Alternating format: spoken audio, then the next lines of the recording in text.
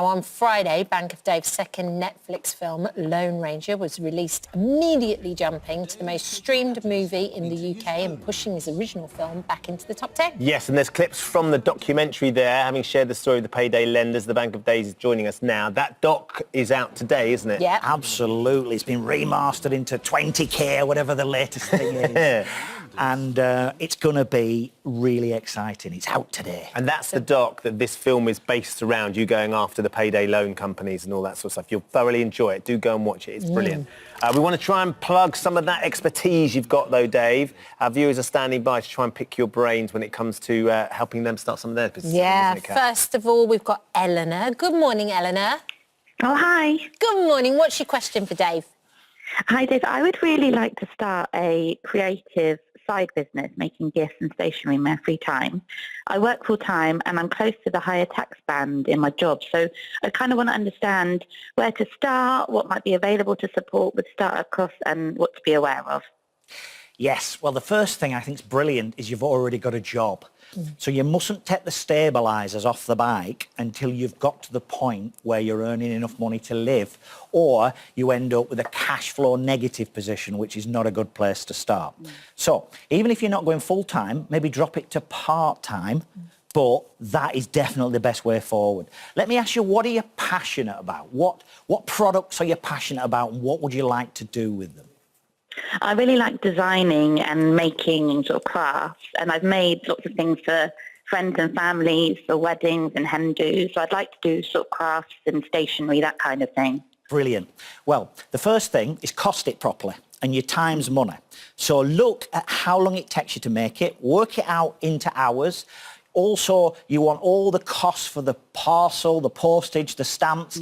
And remember, you're going to be selling online, and there's a cost to sell online, especially on things like PayPal. So you've got to cost that whole product properly. You want to keep in mind that part-time job, your passion, and of course, when you start, you want to be pushing yourself. You want to go fishing where the fish are. In other words, you want to be selling your products where people are looking to buy that sort of thing. It might be a craft fair or something. You want to get involved with the local craft fairs. But the first thing is, let's make it happen. Just go for it. Thank you. Good luck with that, Ellena. Thanks, Ellena. Good luck. All right, let's go to Nicola, who's in Sheffield. Hey, Nicola. Hi there. Lovely to speak to you. Right, what's your question for Dave? Yeah, Dave. Basically, I've just turned 51 and I've got a passion for catering. Always have. Got all the qualifications. My daughter's 18 in 55 days. She's doing a hospitality and hotel course. We've both done lots of sort of parties for friends and families, but really I've never had the capital, and I'm in a great part of the sort of world, and I want to sort of look into buying like a catering horse trailer. A local company of mine does them. They're sort of £5,000, and I've never had the capital. And like, ironically, I've got arthritis, osteoarthritis in non-knee, so it's difficult at the minute to try and get somebody to take on a 51-year-old. And I want to build. My dream is just for us to build something for me and my daughter, and a business that she can continue on with, because we're both great different personalities. She's very creative, and sort of caterer for weddings and hog roast and festivals, and yeah, but I don't know how to gain that capital with having not a great credit score. Well, I've just done a loan very similar to that for the youngest person in the country that I've ever done a loan for. He was 18 years old, and on his birthday he took a loan to get a horse trailer. It's called Harry. Yeah. And he has a business called Smash Burgers, and he's brilliant. He's so busy, and he's out at fairs all the time. He's out at weekends, at nights, at events and weddings, and it really is a good business. He's doing fantastic. Because he was 18, he struggled everywhere else borrowing, but I just saw something in him that I knew he had the passion, and I knew he was going to pay, and it's no problem at all. And what a lovely lad Harry is. Aww. And there's a picture of him on the screen, actually. There's me and Harry, and that's his converted horse box into the most wonderful food truck. Is that the same thing that you're talking about, Nicola? Yeah, absolutely. I mean, I say I'm in South Yorkshire. There's so many festivals. I'm an avid cook. I've got all the connections with juries.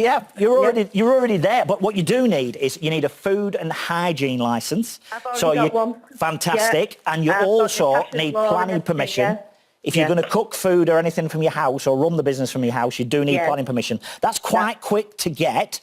It's not an option, unfortunately, because I'm in rented. Well, that's okay. That's okay. You can run the business from the trailer, but send me a note to Burnley Savings and Loans, because that's what we do. We do business loans and mortgages and all sorts of things. And let me take a look. And if you can't borrow from anywhere else, let me take a look. Let's see if I can help you a little bit. Okay, brilliant. That sounds perfect. How about that, Nicola? Wouldn't that be wonderful? Perfect.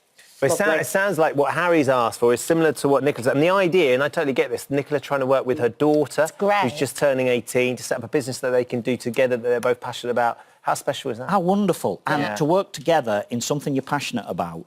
And we'll give her a little bit of mentoring, you know. Brilliant. We'll give her some advice. Thanks, Dave. Next up, we've got Valerie. Hi, Valerie. Hello. Hi. Hello there. Good morning. What do you want to ask? Right, okay. I want to ask Dave, now I want to open a children's home in my local area. I've got the premises, I'm going through planning, got the qualifications, I've got 30 years experience. I'm absolutely passionate about working with my kids, with young kids. But what I need is support with finance and business, the business sort of side of things. Right. So how do I find a mentor and possibly an investor? How do I go about finding that? Brilliant question. So, in your local council, they're all over the country, there's a development economical officer. Mine is called Pervez, who works with lots of my customers at the Bank of Dave. And what he will do, or she will do, whoever your local officer is, they'll write you a business plan, they'll develop the ideas with you, they'll help you open in the business, they'll also help you find if there's any money for a grant. So free money is always a good place to start. But they will also introduce you to local investors. Now, they will help you get to where you need to be funding-wise. They've got access to workshops. Online is fantastic with them. They give you social media skills. And to be honest, they can pretty much do everything. And as you move forwards, they're there every step of the way, and it's free. Most councils across the country have got one, a development economical officer, and they will take care of everything for you, with you. Have you ever heard of that, Valerie? That is fantastic. Thank you. Yeah, amazing. Brilliant. What are they called again, Dave? The Development Economical Officer is their name. Okay. But mine's called Pervez, and he's amazing. But they can't use yours necessarily, but every council should have one. Well, if you've got one if you're in Accrington or Lancashire, Pervez will come. Oh, there you go. Yeah, we just send him out to lots of places because he's just fantastic. But there's ladies and gents all over the country that do that, and a lot of people don't know that that's there for free. Yeah. And if you can get a grant as well, oh my word, free money. Especially if she wants to open a children's home. Good luck with that, Valerie. Thanks, Valerie. Right, let's go to Autumn, who's in Surrey. Hi there, Autumn. Hiya, thank you for taking my call. Not at all. Ask Dave your question. Hi Dave, so I'm a 22-year-old girl who's always had a passion for fitness and health. So around 6 months ago I decided that I wanted to set up a fitness brand that is inclusive to everyone, no matter your gender, size or race. I'm just in the early stages, so I wondered what marketing strategies you would recommend that actually work and won't put me out of pocket. I think the best marketing strategy is the stuff that's free. You see, when you put an advert in a newspaper, and newspapers are going to be going, oh, I hope he doesn't say what he's going to say. There's a massive big advert there. It costs an absolute fortune, thousands and thousands of pounds, and most people just go like that to the next. But when they see a story, then they're interested, especially a local story. So what we need to come up with is we need to come up with a story for yourself. And it's about a young person starting a business, doing the fitness and the exercise. Maybe there's a new kind of fitness trend on TikTok, because I use TikTok a lot myself, and you can see how that's moving fast. And a new kind of fitness routine, maybe it's a new kind of exercise, maybe it's with a trampoline, but we'll do something bonkers. Think big, then think bigger. And that we then put onto social media, link me in, and I'll send it viral with I'm very lucky to have a lot of followers, and let's see if we can get you trending.